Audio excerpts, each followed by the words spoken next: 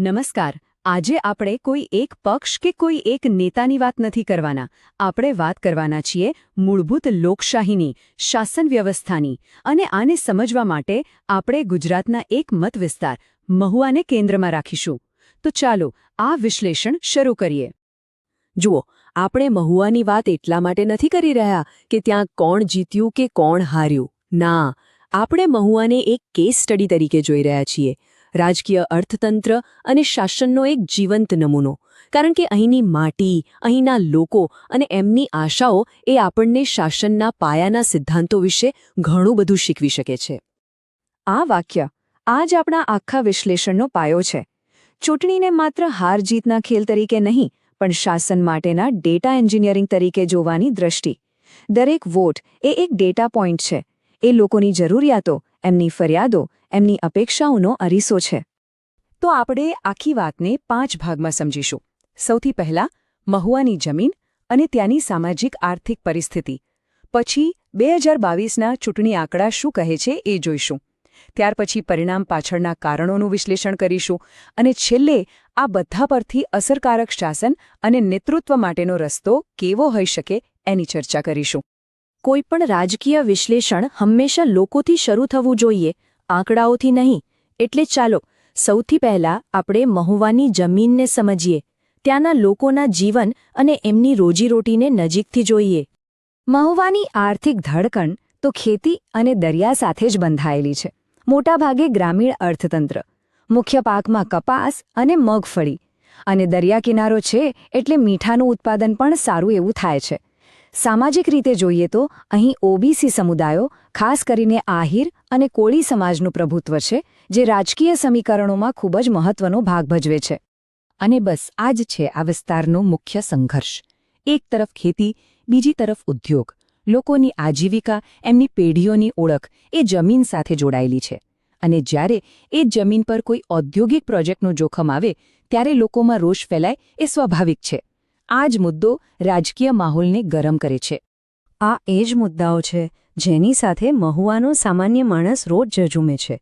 પોતાની જમીન છીનવાઈ જવાનો ડર, ખેતીમાં ક્યારેક સારો વરસાદ ન થાય, ક્યારેક ભાવ ન મળે, ગામડામાં રસ્તા, વીજળી અને પાણીની સમસ્યાઓ, અને ભણેલા ગણેલા યુવાનો માટે સ્થાનિક સ્તરે નોકરીઓ નથી.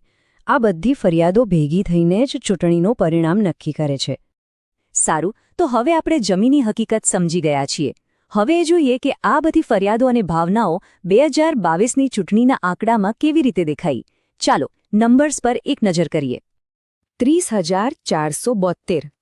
આ આંકડો છે જીત અને હાર વચ્ચેનો તફાવત. પણ આ માત્ર એક સંખ્યા નથી. આપણે જે લોકોના રોષ અને ફરિયાદોની વાત કરી, આ એનું જ એક સંખ્યાત્મક પરિણામ છે. વિજેતા ઉમેદવારને મળ્યા લગભગ 56% મત. આ બતાવે છે કે જનાદેશ કેટલો સ્પષ્ટ અને નિર્ણાયક હતું. અડધાથી પણ વધુ મતદારોએ એકતરફી મતદાન કર્યું. આ એક મજબૂત મેન્ડેટ કહેવાય. 2022માં લગભગ 65% મતદાન થયું હતું. 2017ની સરખામણીમાં આ થોડું ઓછું છે. ઘણીવાર મતદાનમાં થોડો ઘટાડો પણ રાજકીય રીતે ઘણું કહી જાય છે. કદાચ એ મતદારોની થોડી ઉદાસીનતા દર્શાવે છે. આ ડેશબોર્ડ પર નજર નાખો તો આખું ચિત્ર સ્પષ્ટ થઈ જાય છે. ભાજપને મળ્યા 86,000થી વધુ મત અને કોંગ્રેસને લગભગ 56,000. જીતનું માર્જિન લગભગ 20% જેટલું હતું. આ એક ખૂબ જ મોટો તફાવત છે. અને આ ચાર્ટ એ જ વાતને વધુ સ્પષ્ટ રીતે બતાવે છે. 55.9% અને 36.2%. બંને મુખ્ય પક્ષો વચ્ચેનું અંતર કેટલું મોટું છે. આ જોઈને સમજાય છે કે વિપક્ષ સામે પડકાર કેટલો જબરદસ્ત હતો. પણ આ બધા આંકડાઓની રમતમાં આપણે ક્યારેય ન ભૂલવું જોઈએ કે દરેક મત એક જીવંત વ્યક્તિનો અવાજ છે. આપણું બંધારણ દરેક વ્યક્તિના ગૌરવ પર અને સમજી વિચારીને લોકશાહીમાં ભાગ લેવાના એના અધિકાર પર બનેલું છે. આ જ આપણી વ્યવસ્થાની સુંદરતા છે. ચાલો હવે આપણે પરિણામની પાછળ રહેલા ઊંડા કારણોને સમજવાનો પ્રયત્ન કરીએ. અહીં વાત કોઈ એક ઉમેદવારના વ્યક્તિત્વ કરતાં વધુ એ રાજકીય વ્યવસ્થા અને પરિબળોની છે જેણે આ પરિણામને આકાર આપ્યો. આ ટાઈમલાઈન બહુ રસપ્રદ છે. જુઓ, 2017માં શું થયું? ભાજપ વિરોધી મત એક અપક્ષ ઉમેદવાર અને કોંગ્રેસ વચ્ચે વહેંચાઈ ગયા. એટલે ભાજપનો વોટ શેર ઘટ્યો અને હારી ગઈ. પણ 2022માં જેવી લડાઈ સીધી બે પક્ષો વચ્ચે થઈ, ભાજપે જોરદાર વાપસી કરી અને 55.9% મત મેળવ્યા. આ જ છે આખી રમત. 2017માં વિપક્ષના મત વહેંચાયેલા હતા અને પરિણામ ભાજપની હાર. 2022માં કોંગ્રેસે વિપક્ષી મતોને પોતાની તરફ ખેંચ્યા તો ખરા, પણ એ જીતવા માટે પૂરતા ન હતા. આ સ્પષ્ટપણે બતાવે છે કે વિપક્ષી એકતા અથવા વિભાજન પરિણામ પર કેટલી મોટી અસર કરી શકે છે. ફક્ત સ્થાનિક મુદ્દાઓ જ નહીં, રાજ્ય સ્તરના પરિબળોનો પણ મોટો હાથ હતો. આખા ગુજરાતમાં ભાજપની એક લહેર હતી.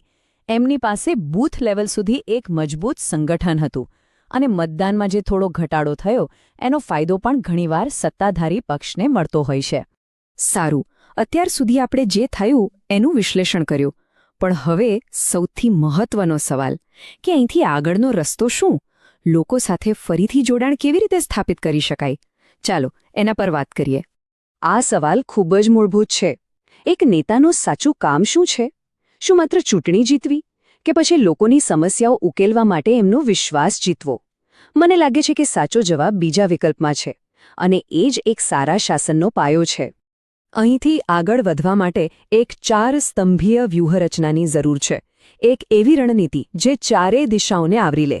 પહેલું, સામાજિક ન્યાય. બીજું, સાચો વિકાસ. ત્રીજું, ખેતી અને પર્યાવરણનું રક્ષણ. અને ચોથું, આધુનિક ટેકનોલોજી દ્વારા યુવાનો સાથે જોડાણ. પહેલો સ્તંભ છે સામાજિક ન્યાય. આનો મતલબ છે ખેડૂતોની જમીન અને એમની રોજીરોટીનું રક્ષણ કરવું.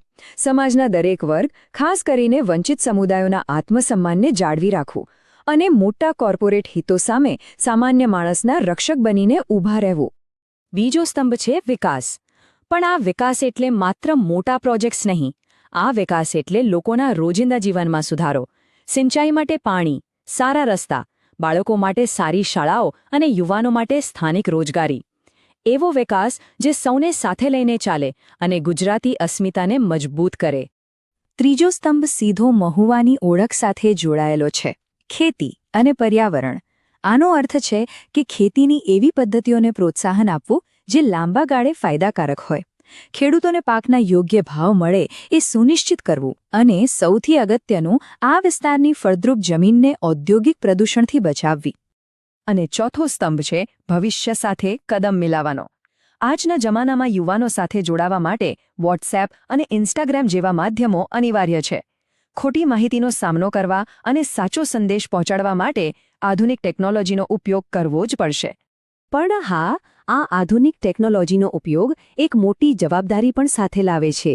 મતદારોની કોઈપણ માહિતીનો ઉપયોગ કરતી વખતે એમની ગોપનીયતા અને સંમતિનું સન્માન કરવું એ સર્વોચ્ચ પ્રાથમિકતા હોવી જોઈએ. ભારતના ડેટા સુરક્ષા કાયદાના સિદ્ધાંતોનું પાલન કરવું એ નૈતિક અને કાયદાકીય રીતે પણ જરૂરી છે. ચાલો હવે આપણા અંતિમ વિભાગ તરફ આગળ વધીએ. આ શાસનની રૂપરેખા તો બનાવી લીધી, પણ એને જમીન પર ઉતારવા માટે કેવા નેતૃત્વ અને કેવા નક્કર પગલાંની જરૂર છે? એક અસરકારક નેતામાં તમને આ 3 પાસાઓ જોવા મળશે. એક, એ ડોક્ટર જેવો હોય, જે લોકોની પીડા સમજે અને સેવા દ્વારા એમનો વિશ્વાસ જીતે. બીજું, એ કાર્યકર્તા જેવો હોય, જે લોકોના હક માટે લડે. અને ત્રીજું, એ રાજનેતા જેવો હોય, જે આખા સમાજ માટે એક સ્પષ્ટ વિઝન રજૂ કરે. આ ત્રણેયનો સમન્વય જ સાચું નેતૃત્વ બનાવે છે. અને વ્યૂહરચનાને અમલમાં મૂકવા માટે એક સમયબદ્ધ એક્શન પ્લાનની જરૂર પડે છે. જેમ કે 90 દિવસનો પ્લાન. ચૂંટણીના 90 દિવસ પહેલાં ટીમ બનાવવાથી શરૂઆત થાય. 60 દિવસ પહેલાં ઝુંબેશનો ધમાકો થાય. 30 દિવસ પહેલાં બૂથ લેવલ પર કામ મજબૂત કરાય અને ચૂંટણીના દિવસે દરેક મતદારને મતદાન મથક સુધી પહોંચાડવા પર ધ્યાન કેન્દ્રિત કરાય. અને અંતે આપણે સૌએ યાદ રાખવું જોઈએ કે નેતૃત્વનો સાચો અર્થ ચૂંટણી જીતવી એટલો જ નથી. સાચો અર્થ છે લોકોની સમસ્યાઓ ઉકેલવા માટે એમનો વિશ્વાસ જીતવો. વિશ્વાસ કમાવવો એ જ સાચી જીત છે. જો તમે લોકો કેન્દ્રિત નેતા બનવા અને તમારા મત વિસ્તારનો ઉત્કર્ષ કરવા માંગતા હો તો blueprintstrategies.ai નો mrg@blueprintstrategies.ai પર સંપર્ક કરો અથવા 08042041602 પર કોલ કરો. રાજનીતિથી પરનો એક હેતુ.